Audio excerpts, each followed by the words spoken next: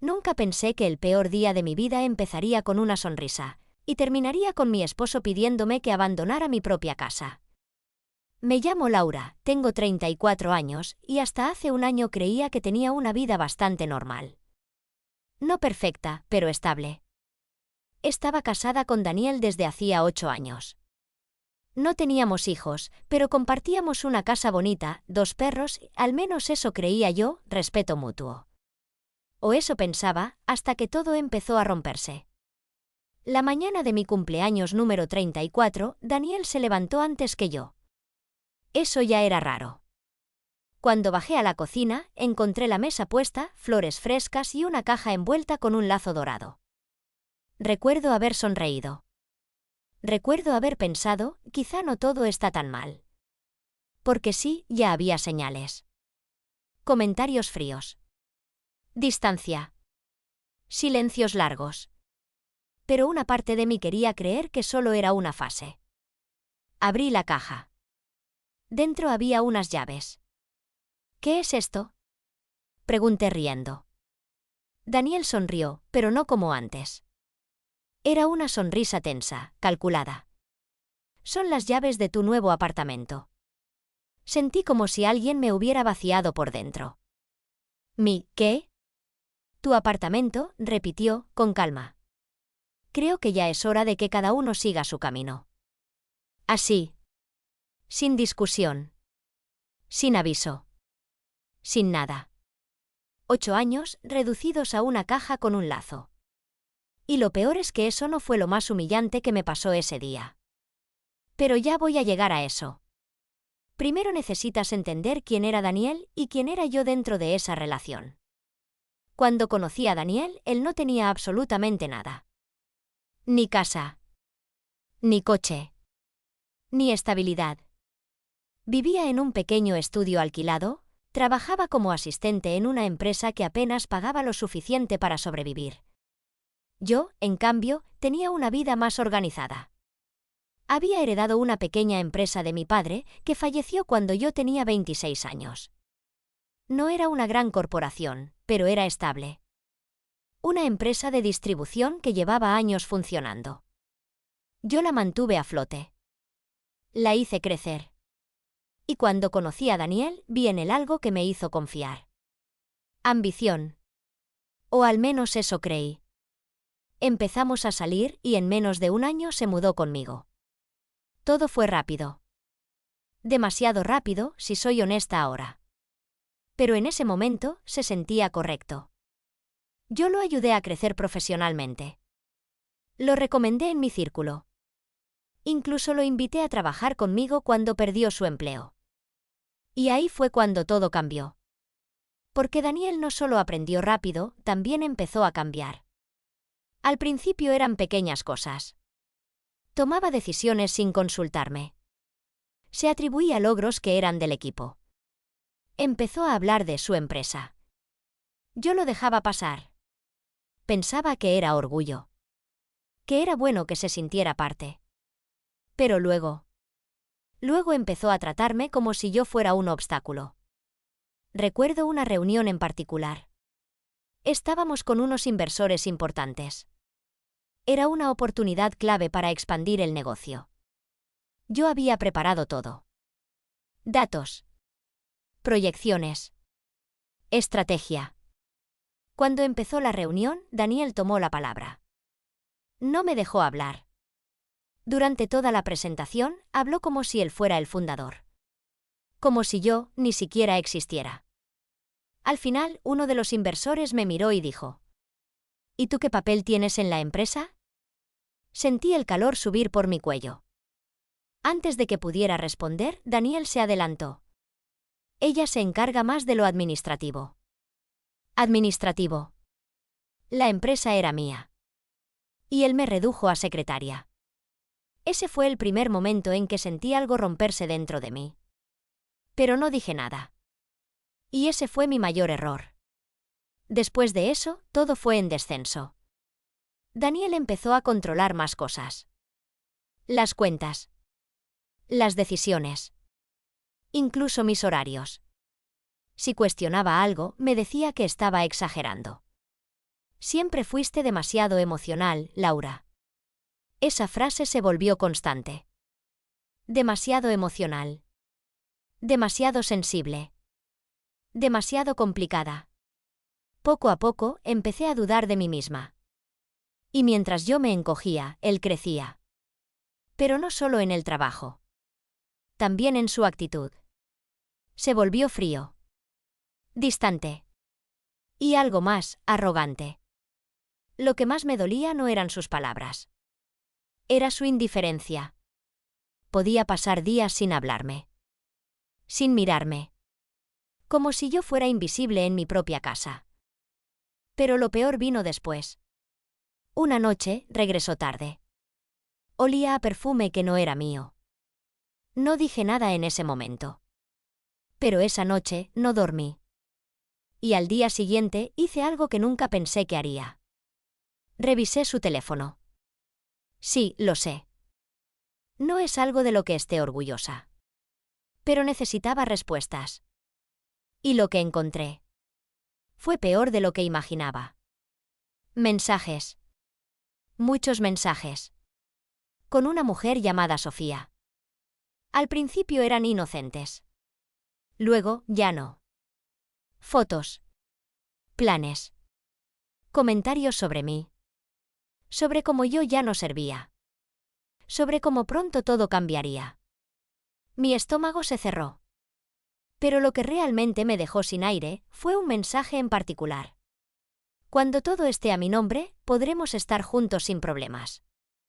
Todo esté a mi nombre. Releí esa frase una y otra vez. ¿Qué significaba exactamente? En ese momento no lo entendí del todo. Pero sentí que algo muy grande se estaba moviendo detrás de mi espalda.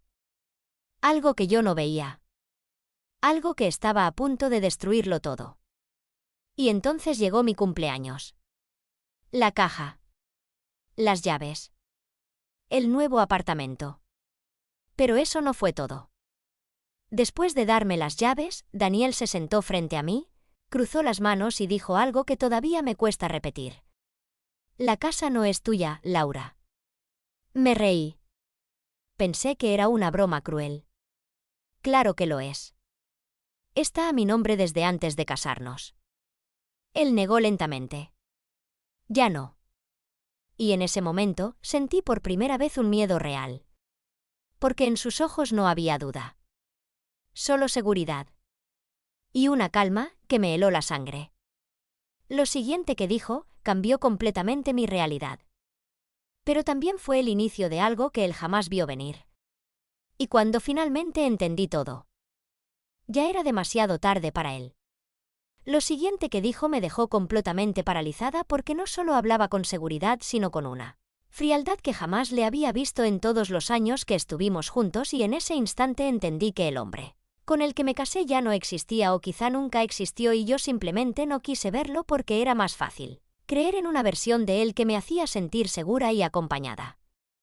Daniel apoyó los codos en la mesa y me miró como si estuviera explicándole algo obvio a una niña y dijo que durante los últimos meses había estado reorganizando las estructuras legales de la empresa y también de los bienes compartidos y que yo había firmado documentos que permitían ciertos movimientos administrativos y que todo era completamente legal. Yo lo miraba sin entender porque sí recordaba haber firmado papeles, pero siempre confié en él y en el equipo legal que según él estaba manejando todo para optimizar impuestos y mejorar la estructura del negocio. Sentí un nudo en el estómago cuando me di cuenta de que nunca leí esos documentos con atención porque confiaba en él y esa confianza ahora se sentía como la peor decisión de mi vida. Intenté mantener la calma y le pregunté directamente qué significaba todo eso y entonces él dijo que la casa ya no estaba a mi nombre exclusivamente sino que había sido transferida dentro de una sociedad donde él tenía el control mayoritario y que técnicamente yo ya no tenía poder de decisión sobre esa propiedad.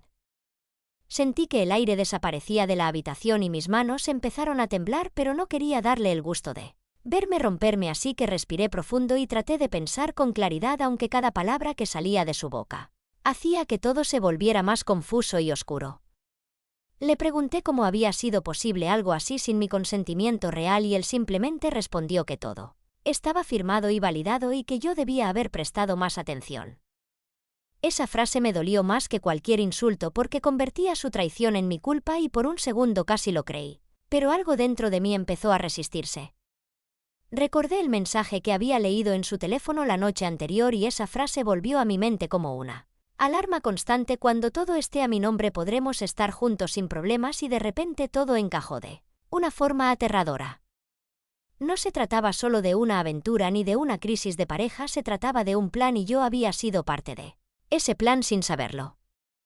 Intenté mantener la voz firme y le pregunté si esto tenía algo que ver con Sofía y por primera vez vi una pequeña reacción en su rostro, un microsegundo de incomodidad que confirmó todo sin necesidad de palabras, pero luego recuperó su expresión fría y dijo que su vida personal ya no era asunto mío. Esa respuesta fue suficiente para que algo dentro de mí cambiara definitivamente porque ya no era solo dolor, lo que sentía era rabia y una claridad que no había tenido en meses. Me levanté de la silla y le dije que no iba a irme a ningún apartamento que él había decidido para mí como si yo fuera un objeto que podía mover de un lugar a otro y él soltó una pequeña risa seca y dijo que no tenía elección porque legalmente yo ya no tenía derecho a quedarme en esa casa y que si las cosas se complicaban podía hacer que todo fuera mucho más difícil para mí.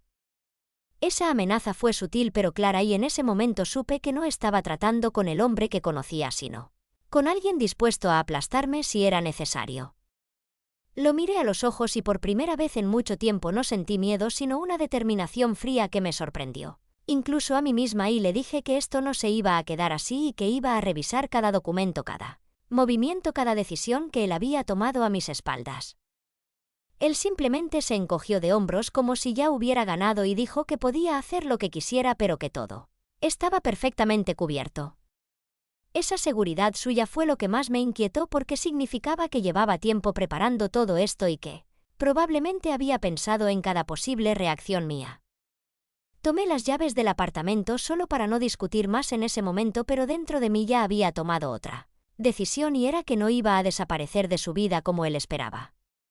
Salí de la casa con una sensación extraña, una mezcla de vacío y de alerta constante, como si mi cuerpo supiera que algo muy grande estaba en juego, y mientras manejaba hacia ese supuesto nuevo hogar empecé a recordar detalles que antes había ignorado, pequeñas conversaciones, documentos que firmé, reuniones a las que no me dejaron asistir, decisiones que se tomaron sin mí, y todo empezó a formar un patrón inquietante. Cuando llegué al apartamento me di cuenta de que era bonito, demasiado bonito para ser un simple gesto de separación, y eso solo confirmó que todo había sido cuidadosamente planeado porque no se trataba de echarme de la casa sin más, se trataba de aislarme de todo lo que era mío sin que yo reaccionara a tiempo. Entré y dejé las llaves sobre la mesa y me quedé de pie en medio del salón mirando alrededor, sintiendo por primera vez el peso real de lo que estaba pasando, pero también algo más, una intuición que no podía ignorar y que me decía que aunque Daniel pensaba que tenía todo bajo control, había algo que se le estaba escapando y yo iba a encontrar qué era. Esa noche no lloré, no grité, no llamé a nadie, simplemente me senté en el suelo con mi portátil y empecé a revisar todo lo que podía: correos, contratos, archivos antiguos, cualquier cosa que pudiera darme una pista, porque si algo tenía claro en ese momento era que no iba a ser la víctima silenciosa de su historia y que si él había jugado su partida en secreto, yo iba a empezar la mía desde ese mismo instante, aunque todavía no supiera exactamente hasta dónde llegaría todo esto. Y mientras las horas pasaban y la pantalla iluminaba la oscuridad del apartamento, encontré algo que hizo que mi corazón se acelerara de golpe, porque no era solo una irregularidad, era una grieta en su plan, algo pequeño pero lo suficientemente importante como para empezar a romper la imagen perfecta que él creía haber construido, y en ese momento supe que esto no había terminado ni de lejos y que lo peor para él apenas estaba comenzando. Lo que encontré esa noche cambió todo el panorama y me hizo darme cuenta de que Daniel había cometido un error que jamás imaginó que yo descubriría. Entre correos antiguos y documentos legales encontré pruebas de transferencias financieras sospechosas, cuentas a nombre de terceros, contratos firmados con falsificación de mi firma y un plan detallado para vaciar la empresa. Mientras él tomaba control total de todos los activos, yo me quedé congelada frente a la pantalla intentando procesar todo, mientras el miedo inicial se transformaba en una mezcla peligrosa de rabia y claridad. Entendí que tenía en mis manos no solo la evidencia de su traición, sino también la posibilidad de recuperar todo lo que me pertenecía y más. Decidí que no podía confrontarlo directamente todavía porque era demasiado poderoso y podría reaccionar de forma impredecible. Necesitaba tiempo. Necesitaba planear cada paso y sobre todo necesitaba apoyo, así que llamé a mi abogada de confianza, a alguien que había trabajado con mi familia desde que heredé la empresa, y le conté todo desde el principio. Le envié copias de los documentos que había encontrado y le pedí que los analizara cuidadosamente mientras yo mantenía la calma en público, como si todo estuviera normal. Durante los días siguientes fingí seguir en mi rol habitual ante Daniel mientras secretamente iba armando un rompecabezas legal que poco a poco empezaba a atrapar su mentira. Cada noche revisaba correos, recibos, contratos y cada pequeño movimiento financiero, y cada descubrimiento era como añadir una pieza que encajaba perfectamente, revelando no solo su traición sino también la magnitud de su ambición y su desprecio total por todo lo que habíamos construido juntos. Había algo retorcido en cómo había planeado cada detalle, desde el apartamento hasta la redistribución de los activos, y cada vez que pensaba que lo había anticipado todo yo encontraba una nueva prueba que mostraba que subestimaba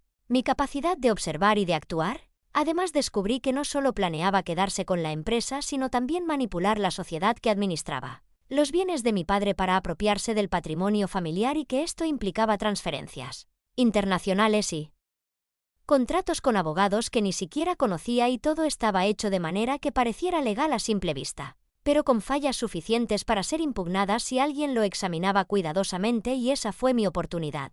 Mi mente comenzó a trazar un plan meticuloso, no solo para recuperar lo perdido sino para asegurar que él enfrentara las consecuencias de cada mentira, de cada traición.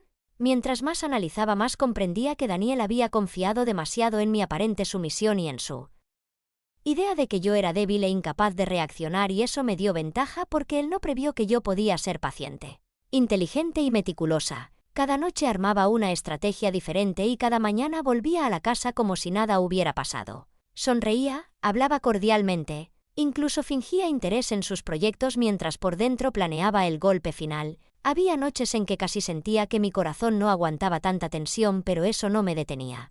Cada pequeño detalle contaba, cada error suyo se convertía en una herramienta para mi plan. Comencé a involucrar a algunos empleados clave que habían sido leales a mí y no a él. Les expliqué la situación con cautela y les pedí discreción absoluta. Ellos me ayudaron a recopilar información adicional, confirmar fechas, firmas y movimientos sospechosos, y eso fortaleció mi caso legal. Cada día sentía que la tensión aumentaba porque vivía con él bajo el mismo techo, pero nadie sospechaba que estaba preparando una estrategia que iba a cambiarlo todo. Su arrogancia era mi aliada porque lo hacía descuidarse. Dejaba papeles sobre su escritorio sin bloquearlos, enviaba correos sin protección. Confiaba ciegamente en que yo no me atrevería a moverme en su contra, y yo solo sonreía por dentro.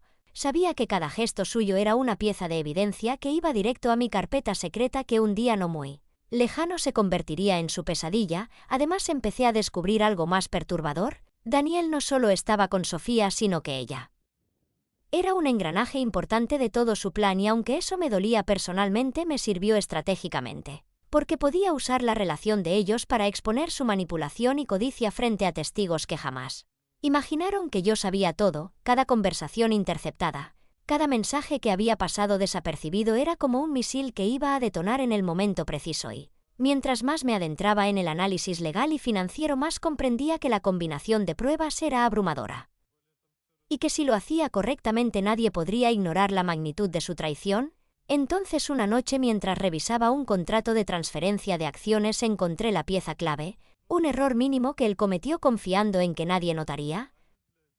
Ese error podía invalidar toda la estructura que él había armado. Fue un momento de claridad absoluta. Su ego había sido su perdición y yo lo iba a utilizar completamente a mi favor. Sentí un vértigo de poder y anticipación, y por primera vez en semanas no tenía miedo sino una sensación de control que me dio energía para seguir adelante sin titubear. Sabía que cada paso debía ser preciso y calculado, porque si fallaba algo él podía escapar de la justicia que merecía.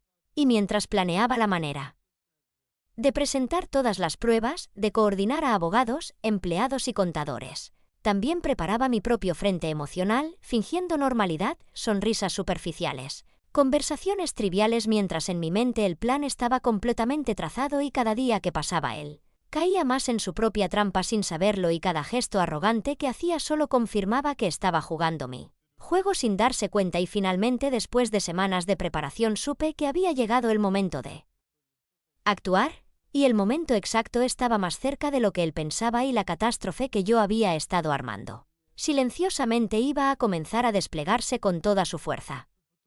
El día que decidí actuar todo se alineó exactamente como lo había planeado. Daniel llegó a la oficina confiado, como siempre, con esa sonrisa arrogante que creía imbatible. Yo estaba allí esperando con mi abogada. Los contadores y los empleados clave que habían colaborado discretamente, les presentamos cada documento, cada transferencia, cada contrato falsificado, cada prueba de que él había manipulado la empresa y la sociedad familiar a su favor. Mientras Daniel se daba cuenta de que su seguridad era solo una ilusión y que cada movimiento que hizo en secreto estaba ahora expuesto, su rostro pasó de la incredulidad a la desesperación y finalmente al pánico. No podía ni articular palabras, porque todo lo que había construido sobre mentiras y traición se desmoronaba delante de sus propios ojos. Los abogados le explicaron que las transferencias eran nulas, los contratos estaban invalidados por falsificación y que él enfrentaría consecuencias legales graves, incluso la posibilidad de perder la custodia parcial de los bienes de la empresa y responsabilidades penales. Sofía, que se presentó intentando mediar y tomar ventaja, también quedó expuesta porque estaba involucrada en las acciones fraudulentas y su complicidad quedó registrada en los correos y documentos. Daniel trató de argumentar, de culpar a otros, de justificarse, pero no había escape, la evidencia era abrumadora. Cada persona presente sabía la verdad y yo mantuve la calma, observando cómo la arrogancia y el desprecio que él había mostrado durante años se convertían en miedo y derrota. Por primera vez en mucho tiempo sentí una paz profunda, no por venganza personal sino porque la justicia finalmente se estaba cumpliendo. La empresa quedó a mi nombre nuevamente, los bienes familiares fueron protegidos y Daniel tuvo que enfrentarla ley y el escándalo social por su traición y manipulación. Sofía también se alejó, sus planes truncados, y yo finalmente pude respirar tranquila en mi propia casa, recuperando no solo lo que me pertenecía sino también mi dignidad. Esa noche me senté en el salón mirando las luces de la ciudad y comprendí que la paciencia, la claridad y la estrategia habían sido mis aliados más poderosos, que el dolor y la humillación que sentí no habían sido en vano y que aunque había sido traicionada por la persona que más confiaba, había logrado transformar la injusticia en una victoria que no solo restauraba mi vida sino también mi orgullo y mi fuerza, y mientras miraba todo aquello sentí que finalmente la historia había llegado a su cierre justo, con cada quien recibiendo lo que merecía y yo libre para construir el futuro que siempre debí tener.